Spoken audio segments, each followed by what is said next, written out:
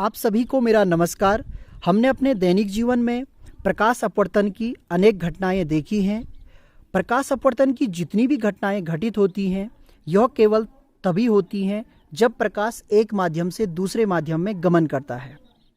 साथ ही जो निर्गत प्रकाश किरण है और आपतित प्रकाश किरण है, वह किस पथ का अनुसरण करेगी, यह उन दो माध्यमों पर निर्भर करता है जिनसे प्रकाश किरण गुजर रही है। ठीक इसी प्रकार जब कोई प्रकाश किरण प्रिज्म से गुजरती है तो अपवर्तित होकर एक पथ का अनुसरण करती है। आप इस चित्र के माध्यम से देख सकते हो कि एक आपतित प्रकाश किरण है जो प्रिज्म से गुजरती है तथा अपवर्तन की घटना होती है और उसके बाद प्रिज्म से जब निर्गत होती है तो इस पथ का अनुसरण करती है। आपतित प्रकाश किरण और जो निर्गत प्रकाश किरण है, क्या वह ऐसा व्यवहार करती है?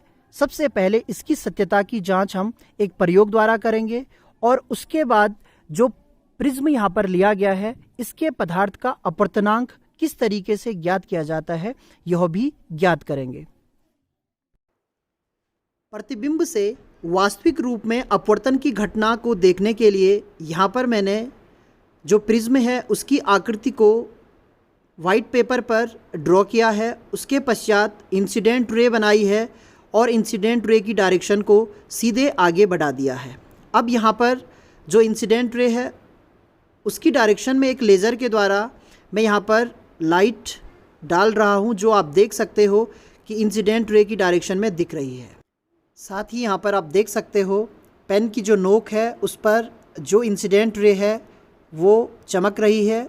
अब यहाँ पर जो वाइट पेपर पर प्रिज्म की आकृति है, इसके ऊपर मैं प्रिज्म रखने वाला हूँ और उसके बाद देखते हैं क्या होता है। तो यहाँ पर प्रिज्म रख दिया है। आप देख सकते हो जो लेज़र लाइट है वो किसी अन्य डायरेक्शन में शिफ्ट हो गई है, यानी कि जहाँ इंसिडेंट रे है उस डायरेक्शन से किसी और डायरेक्शन में ये शिफ्ट हो रही है। एक बार आप फिर से देख सकते हो जो लेज़र लाइट है वो बिल्कुल उसी डायरेक्शन में है, लेकिन जैसे ही हम इसके ऊपर प्रिज्म रखते हैं जो लेज़र लाइट की डायरेक्शन है वह चेंज हो जाती है। तो इस डायरेक्शन में अब मुझे रे ड्रॉ करनी है। तो इसके लिए जो लाइट मुझे दिख रही है इसके ऊपर पेन से मैं छोटे छोटे पॉइंट यहाँ पे रख रहा हूँ उसकी टिप से, और उसके बाद इसी डायरेक्शन में मैं जो निर्गत प्रकाश किरण है उसे ड्रॉ करूँगा। तो आराम से आप देखिए कि किस तरीके से प्रिज्म ने जो इंसिडेंट रे है उसकी डायरेक्शन को चेंज कर दिया है। तो इस प्रयोग के द्वारा हमने यह सिद्ध कर लिया है कि जिसे हम थ्योरेटिकली अभी तक पढ़ रहे थे वह वास्तविक रूप में होता है और प्रिज्म के द्वारा जो प्रकाश की आपतित किरण है उसकी डायरेक्शन चेंज हो जाती है और एक नई डायरेक्शन हमको मिलती है। तो इस तरीके से यहाँ पर प्रिज्म के द्वारा अपवर्तन की घटना हो रही है, जिसकी सत्यता की जांच हमने यहाँ पर कर ली है। बिंदुओं का जो बिंदु पथ हमें निर्गत प्रकाश किरण की डायरेक्शन में मिला था उन सबको मैंने मिला दिया है। इस तरीके से हमें एक निर्गत प्रकाश किरण प्राप्त हो गई है और आप चित्र में देख सकते हैं कि यह इंसिडेंट रे के साथ एक कोण बनाती है।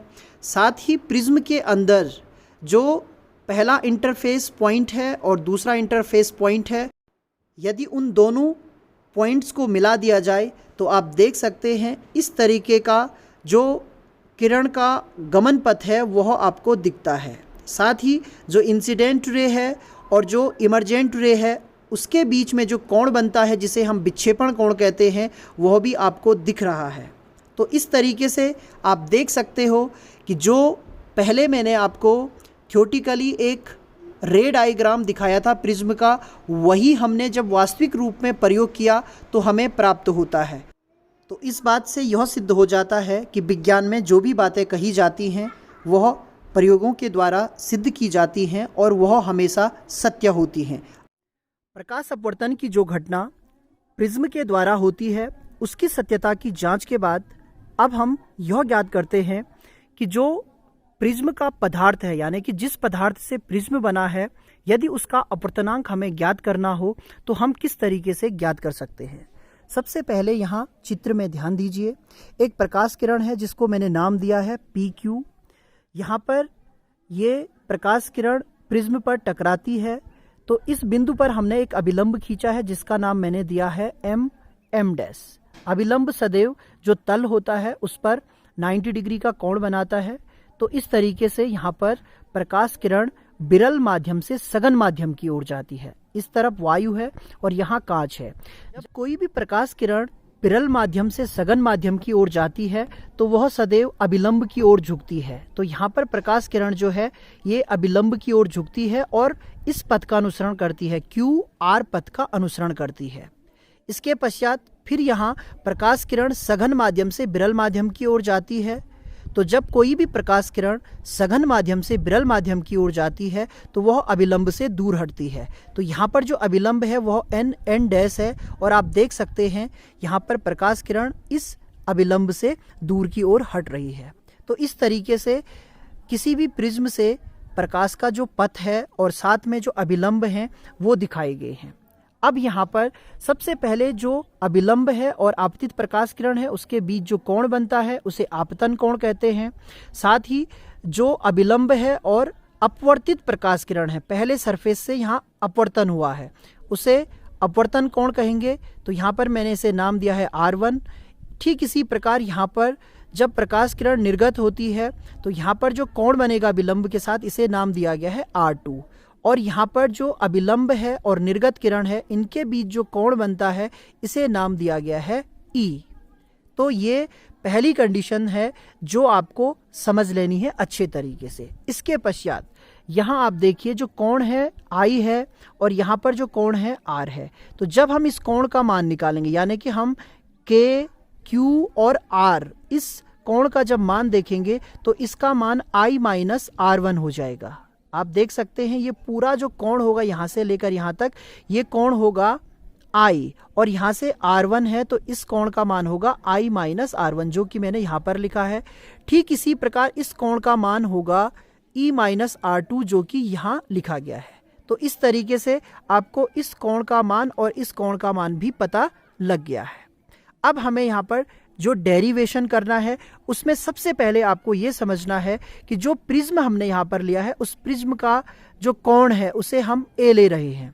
जब हम प्रिज्म से अपवर्तन की घटना देखते हैं तो सबसे महत्वपूर्ण यह होता है कि यदि प्रिज्म नहीं होता तो जो प्रकाश किरण PQ पथ पर चल रही थी वह Q के होते हुए L पथ का अनुसरण करती। लेकिन जब बीच में हमने प्रिज्म रख दिया तो वो प्रकाश किरण Q के L पथ का अनुसरण न करते हुए QR S पथ का अनुसरण करती है। इसका अर्थ ये हुआ कि जो प्रकाश किरण है जब प्रिज्म से बाहर निकलती है तो RS पथ के अनुदिश जाती है।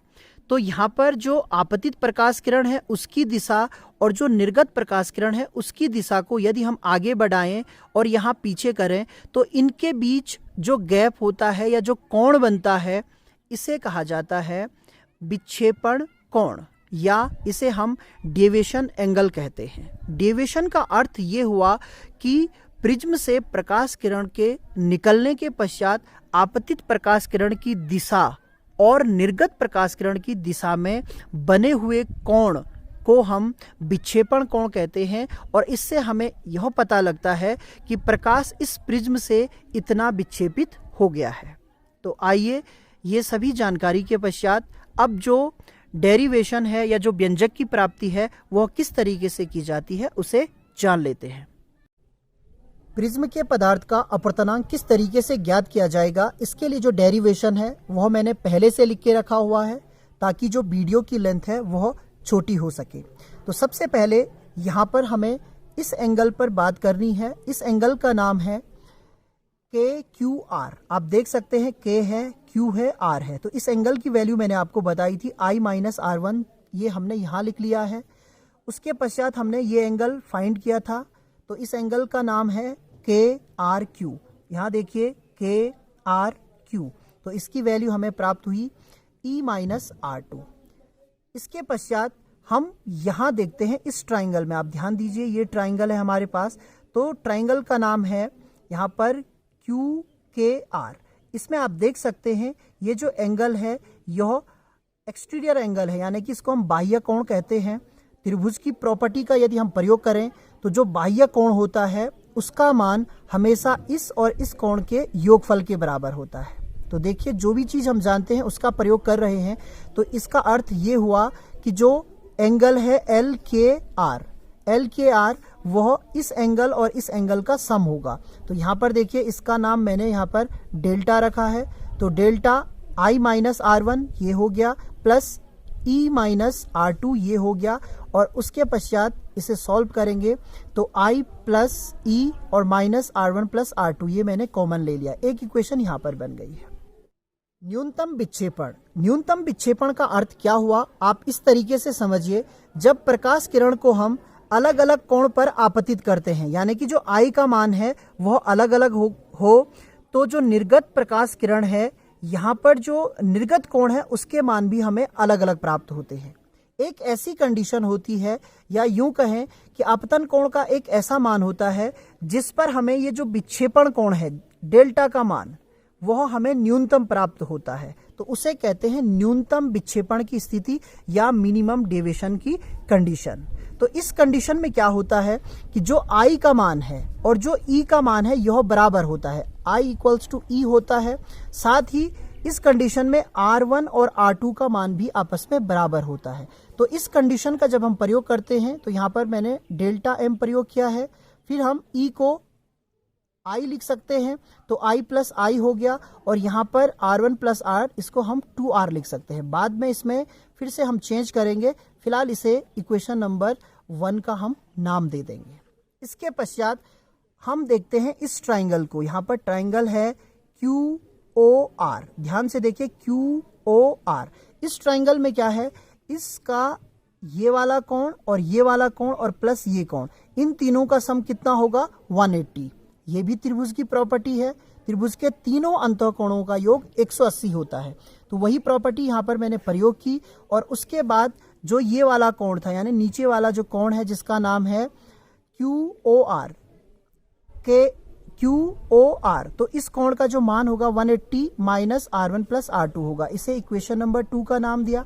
अब आपको सबसे महत्वपूर्ण भाग पर ध्यान देना है, यहाँ से लेकर यहाँ तक, फिर यहाँ और फिर यहाँ, और फिर उसके बाद यहाँ से लेकर यहाँ तक, ये एक समचतुर्भुज है, और समचतुर्भुज की प्रॉपर्टी का यदि हम प्रयोग करें तो चारों अंतःकोणों का योग 360 होता है। तो यहाँ पर ध्यान देने वाली बात यह है कि समचतुर्भुज का एक कोण ये है, ये आपको अच्छे तरीके से समझना है। दूसरा कोण यहाँ से लेकर यहाँ तक है। अब देखिए यहाँ से लेकर यहाँ तक ये क्या है, ये अभिलंब है।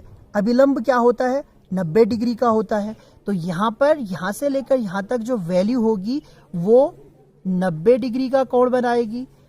इसके पश्चात अगला कोण ये है जिसका हमने यहाँ पे सीधे मान रख दिया है, नाम लिख दिया है एंगल QOR।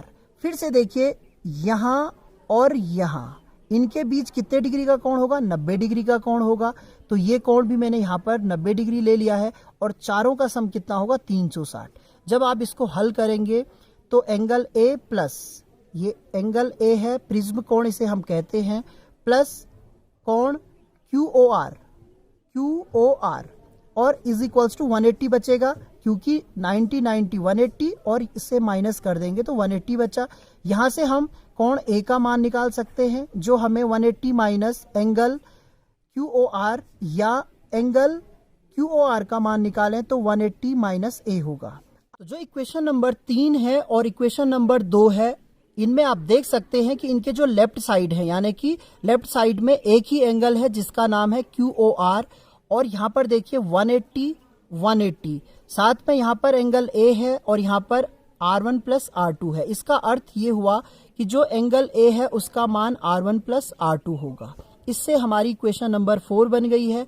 और जो R1 प्लस R2 है, यदि मिनिमम डेविएशन की कंडीशन हम लेते हैं तो मैंने आपको बताया था इस कंडीशन में R1 बराबर R2 होगा, तो A का मान 2R के बराबर होगा या R is equals to A upon 2 होगा। तो एक वैल्यू हमने ये फाइंड कर ली है, इसे इक्वेशन नंबर 5 कहते हैं। तो यहाँ पर जो A का मान है वो 2R के बराबर है।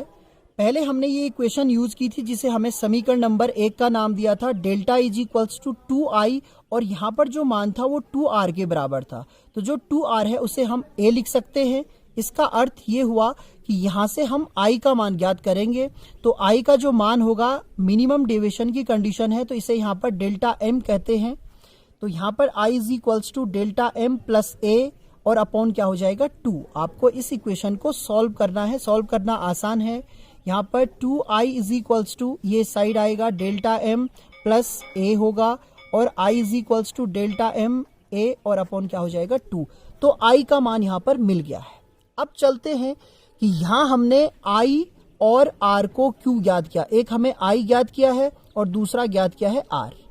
हमारे पास स्नेल का लॉ है जो हमें बताता है sine I upon sine R बराबर म्यू होता है, इसीलिए हमने R और I का मान ज्ञात किया है। तो अब हम I का मान रखेंगे, R का मान रखेंगे और इस फॉर्मूले का प्रयोग करेंगे। तो आप देख सकते हैं स्नेल्स के नियम के अनुसार sine I upon sine R is equals to mu, और यहाँ पर mu is equals to sine I की वैल्यू थी delta M plus A upon 2।